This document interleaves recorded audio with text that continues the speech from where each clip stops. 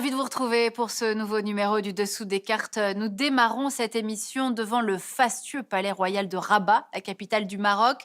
L'actuel souverain Mohamed VI y a été intronisé en 1999 et comme ses aïeux, Hassan II ou Mohamed V, il peut aussi séjourner dans les autres palais royaux des villes impériales, Marrakech, Fès ou encore Meknès. En 2021, le roi du Maroc concentre toujours l'essentiel du pouvoir, même s'il a concédé des ouvertures sociétales et une réforme de la Constitution en 2011.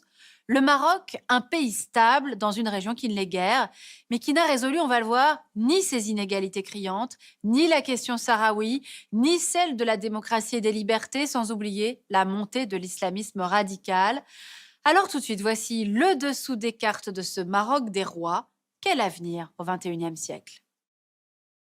Situé à 14 kilomètres du continent européen, le Maroc se situe au carrefour de l'Union européenne, de l'Afrique et du monde arabe. Dans ses dimensions reconnues par le droit international, le Maroc a une superficie de 446 000 km², mais le royaume revendique de facto un territoire d'une superficie totale de 713 000 km² si l'on compte le Sahara occidental, et nous y reviendrons longuement plus tard. Le Maroc a pour voisins l'Algérie et la Mauritanie. Le pays s'ouvre sur l'océan Atlantique et la Méditerranée où se trouvent les deux enclaves ou plutôt exclaves espagnoles de Ceuta et Melilla. Le territoire marocain est couvert aux 2 tiers par des chaînes de montagnes, le Rif et l'Atlas. Au nord, on trouve de grandes plaines de type méditerranéen. Au sud, commence le désert du Sahara. La population est de 36 millions d'habitants et la capitale est Rabat. L'islam, la religion d'État. De tous les États musulmans actuels, le Maroc est l'un de ceux qui a préservé son indépendance le plus longtemps, plus d'un millénaire. Ses origines remontent à l'an 789, lorsqu'un prince arabe, Idriss Ier, descendant de Mahomet, fonde à Fès la dynastie idrisside avec le soutien des tribus berbères locales. Dès le XIe siècle, des Berbères justement, les Almoravides puis les Almohades, arrivent à unifier au nom du djihad un vaste territoire à cheval entre l'Afrique et la péninsule ibérique. Mais en 1212, la bataille de Las Navas de Tolosa marque une étape décisive dans la reconquête chrétienne de la péninsule ibérique. Par la suite, les dynasties marocaines n'auront de cesse de repousser l'expansion chrétienne des côtes du Maghreb. Résultat, au XVIIe siècle, la dynastie alaouite règne sans partage sur un empire indépendant, l'empire chérifien, qui signifie descendant du prophète. À sa tête, le célèbre sultan Moulay Ismaïl instaure un système politique qui repose sur les grandes familles arabo-andalouses et sur l'aristocratie religieuse. Mais au XXe siècle, fin de l'indépendance. En 1912, en effet, le Maroc devient un protectorat français et espagnol, sous une forme singulière, et l'on va voir pourquoi.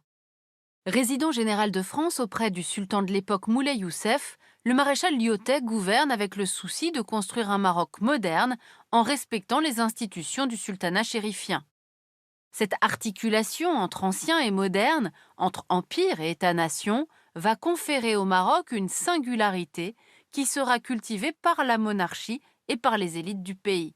Mais en 1930, Paris tente de soustraire les tribus berbères à l'autorité du sultan. C'est alors le début d'une poussée nationaliste qui ne cessera qu'à l'indépendance du Maroc en 1956. Le sultan devient le roi, sous le nom de Mohamed V, aujourd'hui considéré comme le père du Maroc moderne. L'indépendance du Maroc, qui fut elle aussi singulière dans ses modalités, une indépendance négociée avec la France, ce qui évita sans doute la violence que connut l'Algérie voisine. Autre particularité, le Maroc indépendant ne partage ni l'option socialiste de ses voisins, ni leur anti-impérialisme, ni leur panarabisme ou encore leur système de parti unique. Ce Maroc indépendant et singulier, il va très vite, vous allez voir, se trouver à l'étroit dans ses frontières. En effet, le Maroc remet en cause les frontières imposées par le colonisateur français.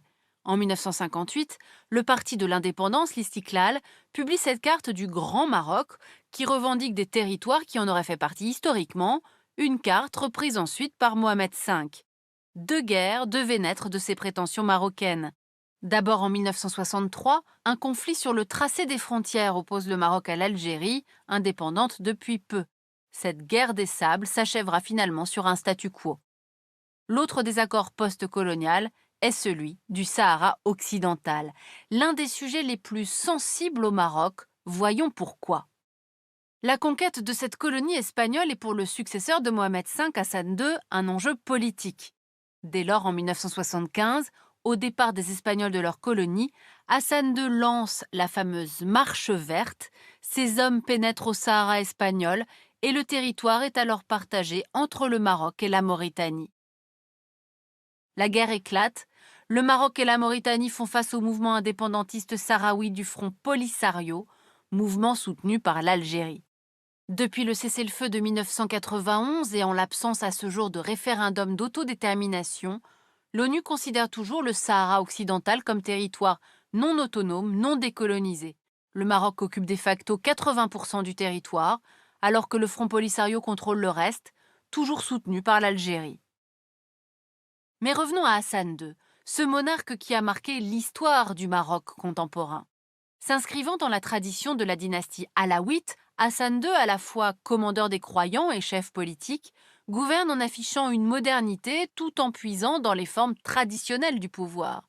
Le règne de Hassan II reste néanmoins entaché par ce qu'on a appelé les années de plomb, 3 décennies d'atteinte aux droits de l'homme qui débutent en 1965 avec arrestation des opposants de gauche, répression des mouvements étudiants, envoie au bagne de Tasmamart des militaires responsables des tentatives de coup d'État en 1971 et 72 contre le roi.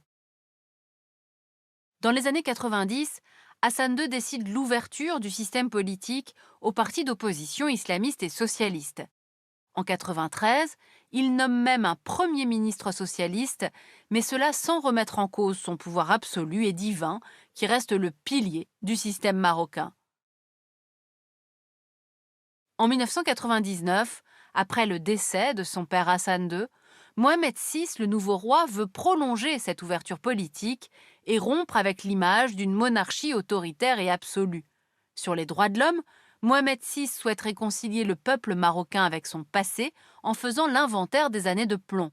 Mais en réalité, la question de la violence d'État va rester largement occultée. Ainsi, lorsque les printemps arabes éclatent en 2011, le Maroc n'est pas épargné et des mouvements politiques remettent en cause les élites jugées corrompues. Mohamed VI réussit à étouffer la contestation en modifiant la constitution, qui laisse penser à un rééquilibrage des pouvoirs, mais il n'en est rien. Le roi reste le seul véritable maître du pays. Au XXIe siècle, le Maroc de Mohamed VI se heurte également à la montée d'un islamisme radical et du terrorisme. Le Maroc a été le théâtre d'attentats comme en 2003 à Casablanca, dans plusieurs lieux symboliques de la capitale économique du pays. Pour contrer cet islam radical, Mohamed VI promeut un islam modéré et ouvre un institut pour former des imams d'Afrique et de France. Bénéficiant de cette forme d'immunité monarchique si particulière, Mohamed VI parvient donc à préserver l'essentiel de son pouvoir politique et à demeurer le chef religieux incontestable, et ce, malgré des absences répétées qui alimentent toutes sortes de rumeurs. Le Maroc de Mohamed VI reste par ailleurs un pays socialement très contrasté. Regardez cette carte du taux de pauvreté, vous voyez qu'il existe au Maroc de fortes disparités sociales et régionales, tandis que le chômage et l'analphabétisme restent très importants. Alors quelles sont les ressources du Maroc si l'on compte aussi celles du Sahara occidental? La pêche et l'agriculture restent les secteurs clés du pays, l'industrie marocaine reste faible.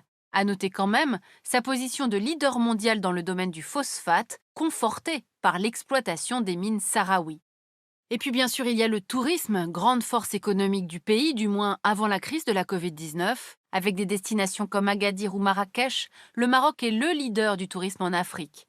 Ainsi, en 2019, ce sont 13 millions de personnes qui ont visité le pays, dont 2 millions de Français. Alors intéressons-nous justement à l'évolution de ce lien entre la France et le Maroc. Depuis le protectorat, ce lien reste important. La France est le premier investisseur étranger au Maroc.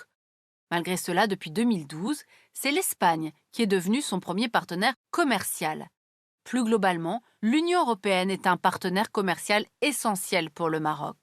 Le Maroc qui est aussi un allié sécuritaire pour l'Union européenne, mais également pour les États-Unis. En 2020, ces derniers ont signé un accord de coopération militaire avec Rabat face aux menaces terroristes. Le Maroc surveille en effet le détroit de Gibraltar et joue donc un rôle important dans la gestion des flux migratoires vers l'Europe et dans la lutte contre le djihadisme. En contrepartie, l'Union européenne, notamment la France, se montre peu regardante sur la question des droits de l'homme et sur celle du Sahara occidental. En conclusion, on l'aura compris, ce Maroc des rois reste stable, c'est vrai, mais à quel prix? Inégalité, absence de démocratie et atteinte aux droits de l'homme. Le compte n'y est toujours pas. Enfin, sur le plan diplomatique, Mohamed VI a rejoint à la fin de l'année 2020 le nouvel axe de ces pays arabes qui affichent désormais leurs relations avec l'État d'Israël, obtenant en échange des diplomates de Donald Trump la reconnaissance du Sahara occidental comme faisant partie du royaume marocain. Reste à savoir maintenant ce qu'en fera Joe Biden. Pour aller plus loin sur les enjeux contemporains du Maroc de Mohamed VI, le Maroc en 100 questions par Pierre Vermeyren chez Talandier. Ainsi s'achève ce nouveau numéro du Dessous des cartes. Rendez-vous bien sûr la semaine prochaine, même endroit, même heure. Et d'ici là, n'oubliez pas notre site internet arte.tv sur lequel vous retrouverez notamment nos leçons de géopolitique. À bientôt.